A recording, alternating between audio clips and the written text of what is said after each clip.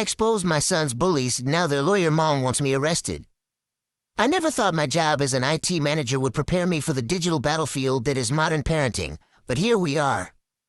3 months ago, I was just Maria Rodriguez, single mom trying to keep her 14-year-old son Alex safe in high school. Today, I am sitting in a lawyer's office being threatened with criminal charges by one of the wealthiest families in our district. But I'm getting ahead of myself. Let me start at the beginning, back when I thought I understood what cyberbullying looked like. Alex started his freshman year at Riverside High last September, and within the first month, I knew something was wrong. He had always been a chatty kid, the type who would burst through the front door with stories about his day, but suddenly he became quiet, withdrawn. His grades started slipping, and I would catch him staring at his phone with this defeated look that broke my heart. It took weeks of gentle prodding before he finally broke down and showed me what was happening. A group of upperclassmen had created a group chat called Loser Watch where they would post screenshots of Alex's social media posts, his school photos, even pictures they had taken of him without his knowledge. They would add cruel captions, make fun of his clothes, his accent, the fact that his dad was not in the picture.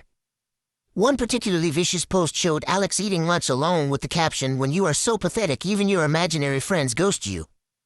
As an IT professional, I know how these platforms work, how easy it is for kids to create anonymous accounts and coordinate harassment campaigns. I also know how useless most adults are when it comes to understanding the scope and sophistication of online bullying. When I brought the evidence to the school, the vice principal, Mrs. Henderson, looked at the screenshots for about 30 seconds before saying, "Well, maybe Alex should just stay off social media for a while." That was the moment I decided to take matters into my own hands. I started small, creating a few fake profiles with generic names and stock photos. Sarah Williams, aged 16, interested in photography and indie music. Jake Chen, 17, plays varsity soccer, loves video games. These personas allowed me to friend request students from Alex's school and gain access to their posts, stories, and group chats. What I discovered made my blood run cold. The harassment of Alex was not an isolated incident. There were dozens of group chats dedicated to targeting different students. Fat Watch focused on overweight kids, Broke Watch mocked students who wore the same clothes repeatedly or brought lunch from home instead of buying from the cafeteria. Weird Watch was reserved for anyone who did not fit their narrow definition of normal. The ringleaders were not the typical bullies you might imagine.